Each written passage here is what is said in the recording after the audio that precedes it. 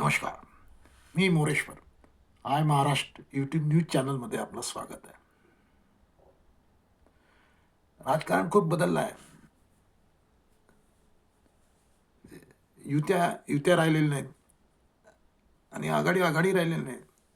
महाआघाडी केवळ मीडियाच्या चर्चेत आहे.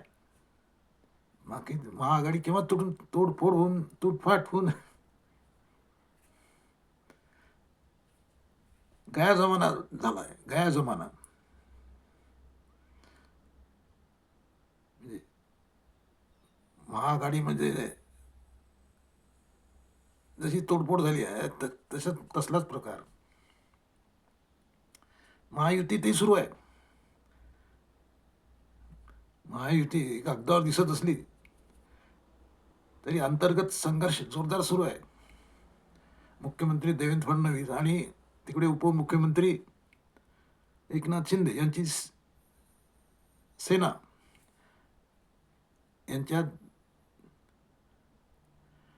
सत्तेचा जास्तीत जास्त वाटा कसा मिळवता येईल यासाठी संघर्ष कुरघोड्या सुरू आहेत.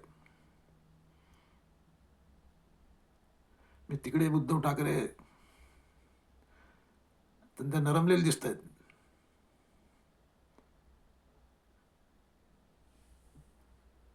शरद पवार थकले आहेत.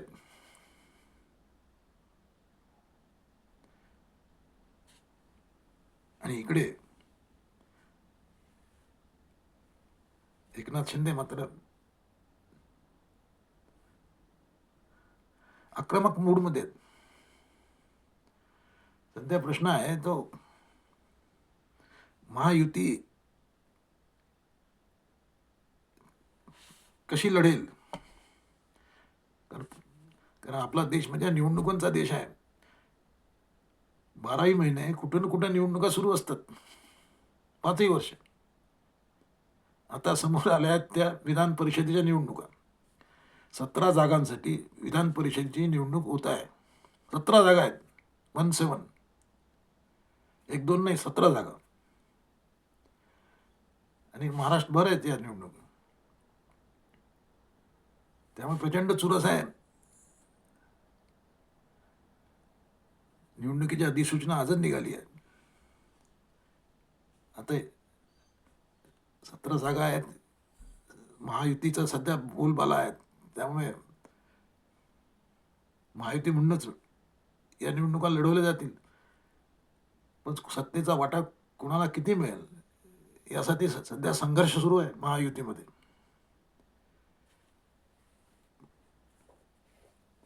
महायुती संघर्ष आहे. कुरघोड्या चालू आहेत. 17 जागा आहेत. त्यानुसार भाजपच्या वाट्याला 7 जागा आल्या पाहिजेत. पण भाजपला 12 जागा पाहिजेत. भाजप 12 जागा मागतायत.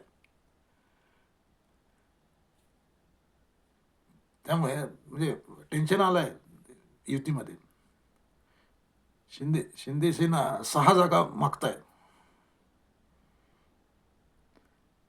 पण शिंदेना 3च जागा आम्ही देऊ असं भाजप म्हणताय. आणि महायुतीमध्ये तिसरा पक्ष म्हणजे सुनेत्रा पवार यांचा राष्ट्रवादी. त्या राष्ट्रवादीला 2 जागा दिल्या जातील असं दिसत आहे. आता मोठा वाटा भाजप पळून नेत आहे म्हणून एकनाथ शिंदे नाराज आहेत. ते दिल्लीला जायचं त्यांचं सुरू होतं. म्हणजे भाजप समेटाची भूमिका घेते की जास्तीत जास्त जागा लढवायचा प्रयत्न करते. याच्यावर सारा खेळ आहे.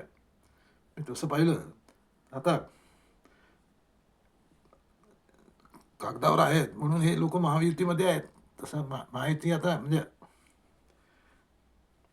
कुणी महायुतीमध्ये नाही. मनाने नाही, धनाने नाही, तनाने नाही.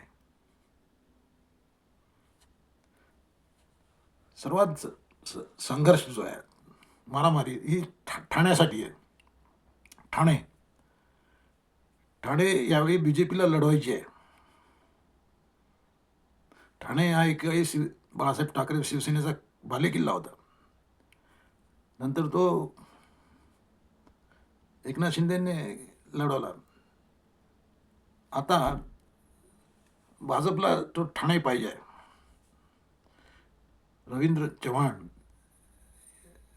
यांचं म्हणणं आहे की आमची तिथे ताकद आहे, आमच्या कार्यकर्त्यांची, आम्हाला ते लढवायचे. आता ठाणे सध्या एकनाथ शिंदे यांच्याकडे आहे, त्यांच्या मुलाचं तिथे राज्य आहे. त्यामुळे आता मग आता कसं देणार, म्हणजे एकनाथ शिंदे दबणार नाहीत. किल्ला म्हटलं, किल्ला असा म्हणावा असा एकच ठाणे त्यांच्या हातात आहे सध्या. तोही जर भाजपला देतो म्हटलं तर ते सर्व दुकानात लंबवतील. त्यामुळे एकनाथ शिंदे सहजासहजी ठाणे सोडायला तयार होतील असं वाटत नाही. त्यामुळे प्रचंड चुरस होणार आहे, मारामाऱ्या होणार आहेत. कधी ठाण्यावरून युती तुटू शकते, महायुती, इथपर्यंत परिस्थिती आहे. भाजपला आपला हट्ट सोडावा लागेल. भाजपने हट्ट सोडला नाही मग तिथे लढाई होणार. भाजप आणि भाजप विरुद्ध शिंदे सेना. दुसरं एक आहे तिथं अहिल्यानगरच्या जागेसाठी, अहिल्यानगर तिथल्या जागेसाठी संघर्ष आहे. तिसरी जागा म्हणजे पुण्यासाठी संघर्ष आहे. रत्नागिरी, रायगड, सिंधुदुर्ग यासाठी स्पर्धा आहे. ती म्हणजे रत्नागिरीसाठी, रत्नागिरी रायगडसाठी राष्ट्रवादी म्हणजे शिंदे सेना विरुद्ध शिवसेना अशी स्पर्धा आहे. आता रायगडमध्ये सुनील तटकरेंचा मुलगा म्हणजे अनिकेत तटकरे, तिथे सुनील तटकरेंना आपल्या मुलासाठी तिकीट पाहिजे आहे रायगडसाठी. हे जेव्हा इकडे पाहिलं शिंदे सेनेने, तेव्हा भरत गोगावले तिथं आपल्या मुलाला उभं करतो म्हणतात. म्हणजे हे आपसातच ही कापाकापी सुरू आहे. शेवट काय होतं याचा पाहायचं आपण. पण एक आहे, आता महायुती ही कागदावर आहे. पुढे कोण किती ताडून धरते त्याच्यावर बराचसा काही खेळ आहे. देवेंद्र फडणवीस सर्वांना समजावू शकतील. सध्या तरी सर्वांची धाव दिल्लीकडे सुरू आहे. कॉमेंट करा. नमस्कार.